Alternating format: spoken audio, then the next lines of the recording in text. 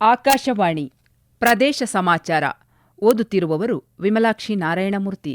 ಮುಖ್ಯಾಂಶಗಳು: ಕೋಮುವಾದ ಹೀನಕೃತ್ಯಕ್ಕೆ ಪ್ರೇರಣೆಯಾಗುತ್ತಿರುವುದು ಆತಂಕಕಾರಿ, ಮುಖ್ಯಮಂತ್ರಿ ಸಿದ್ದರಾಮಯ್ಯ. ರೈತರ ಆತ್ಮಹತ್ಯೆ ಸಂಪೂರ್ಣ ತಡೆಗಟ್ಟಲು ಸರ್ಕಾರ ಬದ್ಧ, ಸಚಿವ ಎನ್. ಚೆಲುವರಾಯಸ್ವಾಮಿ. ಆಲಮಟ್ಟಿ ಅಣೆಕಟ್ಟು ಎತ್ತರಿಸಲು ಮಹಾರಾಷ್ಟ್ರ ಅಡ್ಡಗಾಲು, ಸಚಿವ ಶರಣಬಸಪ್ಪ ದರ್ಶನಾಪುರ್ ಅಸಮಾಧಾನ. ಬೂತ್ ಮಟ್ಟದ ಅಧಿಕಾರಿಗಳ ಸಂಭಾವನೆ ದ್ವಿಗುಣಗೊಳಿಸಿದ ಚುನಾವಣಾ ಆಯೋಗ. ಹಾಗೂ ದೆಹಲಿ ಸ್ವಾತಂತ್ರ್ಯೋತ್ಸವ ದಿನಾಚರಣೆಯಲ್ಲಿ ಭಾಗವಹಿಸಲು ರಾಜ್ಯದ 7 ಗ್ರಾಮ ಪಂಚಾಯಿತಿ ಅಧ್ಯಕ್ಷರಿಗೆ ವಿಶೇಷ ಆಹ್ವಾನ. ಧಾರ್ಮಿಕ ಮೂಲಭೂತವಾದ ಕೋಮು ವೈಷಮ್ಯ ಎನ್ನುವುದು ಎಂತಹ ಹೀನಕೃತ್ಯವನ್ನು ಮಾಡಿಸಬಲ್ಲುದು ಎಂಬುದಕ್ಕೆ ಪುಟ್ಟ ಮಕ್ಕಳ ಮಾರಣಹೋಮಕ್ಕೆ ಕಾರಣವಾಗಬಹುದಾಗಿದ್ದ ಬೆಳಗಾವಿ ಜಿಲ್ಲೆಯ ಸವದತ್ತಿ ತಾಲೂಕಿನ ಹೂಲಿಕಟ್ಟಿ ಗ್ರಾಮದ ಸರ್ಕಾರಿ ಶಾಲೆಯ ಕುಡಿಯುವ ನೀರಿಗೆ ವಿಷ ಹಾಕಿದ ಘಟನೆಯೇ ಸಾಕ್ಷಿ ಎಂದು ಮುಖ್ಯಮಂತ್ರಿ ಸಿದ್ದರಾಮಯ್ಯ ಸಾಮಾಜಿಕ ಜಾಲತಾಣದಲ್ಲಿ ತಿಳಿಸಿದ್ದಾರೆ. ಹೂಲಿಕಟ್ಟಿ ಗ್ರಾಮದ ಸರ್ಕಾರಿ ಶಾಲೆಯ ಮುಖ್ಯೋಪಾಧ್ಯಾಯರು ಅನ್ಯ ಧರ್ಮಕ್ಕೆ ಸೇರಿದವರಾಗಿರುವುದರಿಂದ ಅವರನ್ನು ಬೇರೆಡೆಗೆ ವರ್ಗಾವಣೆ ಮಾಡಿಸುವ ದುರುದ್ದೇಶದಿಂದ ಶಾಲಾ ಮಕ್ಕಳ ಕುಡಿಯುವ ನೀರಿಗೆ ವಿಷ ಹಾಕಿದ ಶ್ರೀರಾಮ ಸೇನೆಯ ತಾಲೂಕು ಅಧ್ಯಕ್ಷ ಸಾಗರ ಪಾಟೀಲ ಸೇರಿದಂತೆ ಒಟ್ಟು 3 ಬಂಧಿಸಲಾಗಿದೆ ಎಂದು ಅವರು ಹೇಳಿದ್ದಾರೆ. ಕಳೆದ 15 ದಿನಗಳ ಹಿಂದೆ ನಡೆದ ಈ ಘಟನೆಯಲ್ಲಿ ಹಲವು ಮಕ್ಕಳು ಅಸ್ವಸ್ಥಗೊಂಡಿದ್ದು, ಅದೃಷ್ಟವಶಾತ್ ಯಾವುದೇ ಪ್ರಾಣಹಾನಿ ಸಂಭವಿಸಿರಲಿಲ್ಲ. ಮಕ್ಕಳ ಹತ್ಯಾಕಾಂಡ ನಡೆಸುವ ದುಷ್ಟ ಹುನ್ನಾರವನ್ನು ಭೇದಿಸಿದ ಪೊಲೀಸ್ ಸಿಬ್ಬಂದಿಯನ್ನು ಮುಖ್ಯಮಂತ್ರಿ ಅಭಿನಂದಿಸಿದ್ದಾರೆ. ರಾಜ್ಯದಲ್ಲಿ ರೈತರ ಆತ್ಮಹತ್ಯೆಯನ್ನು ಪೂರ್ಣ ಪ್ರಮಾಣದಲ್ಲಿ ನಿಲ್ಲಿಸುವ ಉದ್ದೇಶದಿಂದ 5 ಗ್ಯಾರಂಟಿ ನೀಡಲಾಗಿದೆ. ಆದರೂ ಆತ್ಮಹತ್ಯೆ ಪ್ರಕರಣಗಳು ಮುಂದುವರಿಯುತ್ತಿವೆ. ಯಾವ ಕಾರಣಕ್ಕಾಗಿ ಆತ್ಮಹತ್ಯೆ ಆಗುತ್ತಿವೆ ಎಂಬುದು ನಿಖರವಾಗಿ ತಿಳಿದುಬಂದಿಲ್ಲ. ಈ ಕುರಿತು ಪೊಲೀಸರ ತಂಡ ರಚಿಸಿ ತನಿಖೆ ನಡೆಸಲಾಗಿದೆ. ಈ ಕುರಿತು ಮುಖ್ಯಮಂತ್ರಿ ಸಿದ್ದರಾಮಯ್ಯ ಅವರೊಂದಿಗೆ ಚರ್ಚೆ ನಡೆಸಲಾಗುವುದು ಎಂದು ಕೃಷಿ ಸಚಿವ ಎನ್. ಚೆಲುವರಾಯಸ್ವಾಮಿ ತಿಳಿಸಿದ್ದಾರೆ. ಮಂಡ್ಯ ನಗರದಲ್ಲಿ ಸುದ್ದಿಗಾರರೊಂದಿಗೆ ಮಾತನಾಡಿದ ಅವರು, ಮುಖ್ಯಮಂತ್ರಿಗಳು ಖಾಸಗಿ ಸಂಸ್ಥೆಯಿಂದ ತನಿಖೆ ನಡೆಸಲು ಸೂಚನೆ ನೀಡಿದ್ದಾರೆ. ಪ್ರಸ್ತುತ ರೈತ ಆತ್ಮಹತ್ಯೆ ಪ್ರಕರಣಗಳ ಸಂಖ್ಯೆ ಕಡಿಮೆಯಾಗಿದೆ. ರೈತರ ಆತ್ಮಹತ್ಯೆ ಸಂಪೂರ್ಣ ನಿಲ್ಲಬೇಕು ಎಂದು ಅವರು ಹೇಳಿದ್ದಾರೆ. ಕೇಂದ್ರದಿಂದ ರಾಜ್ಯ ಸರ್ಕಾರಕ್ಕೆ ನೀಡಬೇಕಿದ್ದ 1,250 ಮೆಟ್ರಿಕ್ ಟನ್ ರಸಗೊಬ್ಬರವನ್ನು ಕೇಂದ್ರ ನೀಡಿಲ್ಲ. ಇದರಿಂದ ಸಣ್ಣ ಪ್ರಮಾಣದಲ್ಲಿ ರಸಗೊಬ್ಬರ ವಿತರಣೆಯಲ್ಲಿ ವಿಳಂಬವಾಗಿದೆ ಅಷ್ಟೇ ಎಂದು ಅವರು ಸ್ಪಷ್ಟಪಡಿಸಿದ್ದಾರೆ.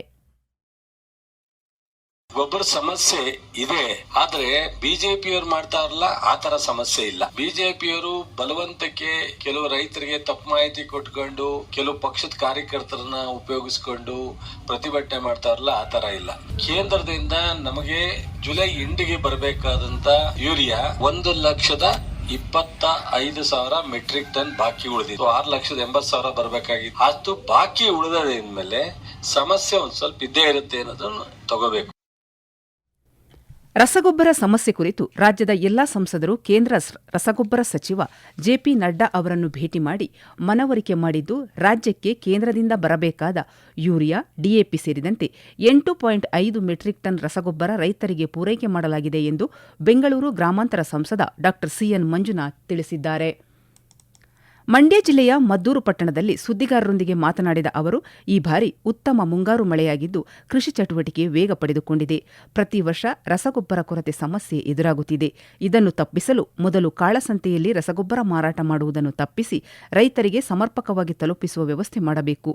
ಇದನ್ನು ಬಿಟ್ಟು ಕೇಂದ್ರ ಸರ್ಕಾರದ ಮೇಲೆ ಆರೋಪ ಮಾಡುವುದು ಸರಿಯಲ್ಲ ಎಂದು ರಾಜ್ಯ ಸರ್ಕಾರದ ವಿರುದ್ಧ ಅಸಮಾಧಾನ ವ್ಯಕ್ತಪಡಿಸಿದ್ದಾರೆ. ಹರಳು ರೂಪದ ಯೂರಿಯಾ ಕೊರತೆಯ ನಡುವೆ ದಾವಣಗೆರೆ ಜಿಲ್ಲೆಯಲ್ಲಿ ಡ್ರೋನ್ ಮೂಲಕ ನ್ಯಾನೋ ಯೂರಿಯಾ ಸಿಂಪಡಣೆ ಆಂದೋಲನ ರೂಪ ಪಡೆದಿದೆ. ಕೃಷಿ ಇಲಾಖೆ ನ್ಯಾನೋ ಯೂರಿಯಾ ಬಳಕೆಗೆ ಉತ್ತೇಜನ ನೀಡಿರುವ ಪರಿಣಾಮ 10 ಡ್ರೋನ್ಗಳನ್ನು ಬಳಸಿ ಪ್ರತಿದಿನ 100 ಎಕರೆಗೂ ಅಧಿಕ ಪ್ರದೇಶದಲ್ಲಿ ನ್ಯಾನೋ ಯೂರಿಯಾ ಸಿಂಪಡಣೆ ಮಾಡಲಾಗುತ್ತಿದೆ. ದಾವಣಗೆರೆ ತಾಲೂಕಿನಲ್ಲಿ 6,000 ಎಕರೆಗೂ ಅಧಿಕ ಪ್ರದೇಶದಲ್ಲಿ ನ್ಯಾನೋ ಯೂರಿಯಾ ಸಿಂಪಡಣೆ ಮಾಡಲಾಗಿದೆ ಎಂದು ತಾಲೂಕು ಸಹಾಯಕ ಕೃಷಿ ನಿರ್ದೇಶಕ ಶ್ರೀಧರಮೂರ್ತಿ ತಿಳಿಸಿದ್ದಾರೆ. ಹರಳು ರೂಪದ ಯೂರಿಯಾ ಬದಲಾಗಿ ನ್ಯಾನೋ ಯೂರಿಯಾವನ್ನ ಸಿಂಪರಣೆ ಮಾಡಿದರೆ ಬೆಳೆಗಳು, ಮೆಕ್ಕೆಜೋಳ ಬೆಳೆಗಳು ತುಂಬಾ ಚೆನ್ನಾಗಿವೆ ಎಂಬ ಮಾಹಿತಿ ತಿಳಿದು ಬರ್ತಾ ಇದೆ. ಅದರ ಒಂದು ಹುಮ್ಮಸ್ಸಿನಲ್ಲಿ ನಾವು ಇನ್ನು ಮುಂದಿನ ದಿನಗಳಲ್ಲಿ ಕೃಷಿ ಇಲಾಖೆ ದಾವಣಗೆರೆಯಿಂದ ರೈತರಿಗೆ ಇನ್ನೂ ಹೆಚ್ಚಿನದಾಗಿ ನ್ಯಾನೋ ಯೂರಿಯಾ ಸಿಂಪರಣೆಯನ್ನ ಮಾಡಬೇಕು ಅಂತ ಹೇಳಿ ಮಾಹಿತಿಯನ್ನ ತಿಳಿಯಪಡಿಸ್ತೀವಿ. 8 ರಿಂದ 10 ಡ್ರೋನ್ಗಳು ನ್ಯಾನೋ ಯೂರಿಯಾವನ್ನ ಸ್ಪ್ರೇನ ರೈತರು ತಾವಾಗಿಯೇ ಖುದ್ದಾಗಿಯೇ ಕರೆಸಿಕೊಂಡು ಬೆಳೆಗಳಿಗೆ ಮಾಡ್ತಾ ಇದ್ದಾರೆ. ಇದು ತುಂಬಾ ಖುಷಿಯ ವಿಚಾರ. ಪ್ರದೇಶ ಸಮಾಚಾರ ಕೇಳುತ್ತಿದ್ದೀರಿ.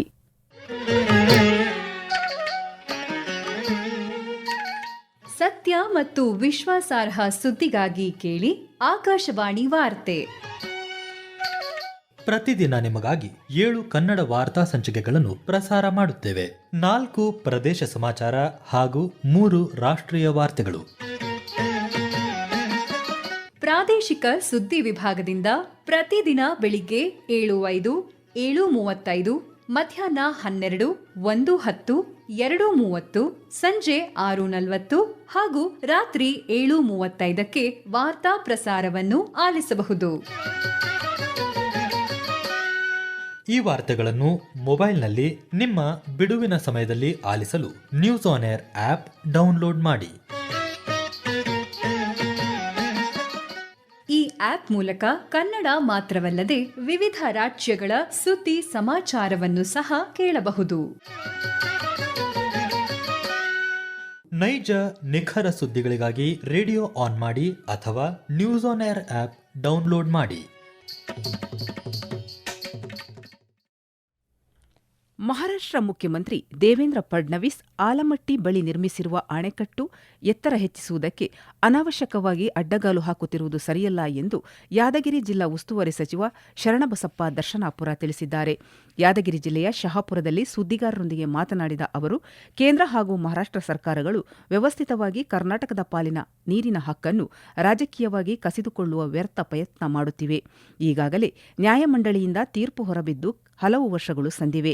ಸರ್ಕಾರದ ಮುಂದಿರುವ ಏಕೈಕ ಮಾರ್ಗ ನೋಟಿಫಿಕೇಷನ್ ಹೊರಡಿಸುವುದು ಮಾತ್ರ ಬಾಕಿಯಿದೆ. ಕೃಷ್ಣಾ ನದಿಯ ಕರ್ನಾಟಕ ಪಾಲಿನ ನೀರನ್ನು ಕಾನೂನು ಹೋರಾಟದ ಮೂಲಕ ಪಡೆದುಕೊಂಡಿದ್ದು, ಕಲ್ಯಾಣ ಕರ್ನಾಟಕ ಭಾಗದ ರೈತರು ದಂಗೆ ಏಳುವ ಸ್ಥಿತಿ ಸರ್ಕಾರಗಳು ನಿರ್ಮಾಣ ಮಾಡಬಾರದು ಎಂದು ಅವರು ಹೇಳಿದ್ದಾರೆ. ಚುನಾವಣಾ ಆಯೋಗವು ಬೂತ್ ಮಟ್ಟದ ಅಧಿಕಾರಿಗಳ ಸಂಭಾವನೆಯನ್ನು ದ್ವಿಗುಣಗೊಳಿಸಿದೆ ಮತ್ತು ಮತದಾರರ ಪಟ್ಟಿಯ ತಯಾರಿಕೆ ಮತ್ತು ಪರಿಷ್ಕರಣೆಯಲ್ಲಿ ತೊಡಗಿರುವ ಬಿಎಲ್ಒ ಮೇಲ್ವಿಚಾರಕರ ಸಂಭಾವನೆಯನ್ನು ಹೆಚ್ಚಿಸಿದೆ. ಬಿಎಲ್ಒಗಳ ವಾರ್ಷಿಕ ಸಂಭಾವನೆಯನ್ನು 6,000 ರೂಪಾಯಿಗಳಿಂದ 12,000 ರೂಪಾಯಿಗಳಿಗೆ ದ್ವಿಗುಣಗೊಳಿಸಲಾಗಿದೆ ಎಂದು ಚುನಾವಣಾ ಆಯೋಗ ಹೇಳಿಕೆಯಲ್ಲಿ ತಿಳಿಸಿದೆ. ಹೆಚ್ಚುವರಿಯಾಗಿ ಮತದಾರರ ಪಟ್ಟಿಗಳ ಪರಿಷ್ಕರಣೆಗಾಗಿ ಬಿಎಲ್ಒಗಳಿಗೆ ಪ್ರೋತ್ಸಾಹಧನವನ್ನು 1,000 ರೂಪಾಯಿಗಳಿಂದ 2,000 ರೂಪಾಯಿಗಳಿಗೆ ಹೆಚ್ಚಿಸಲಾಗಿದೆ.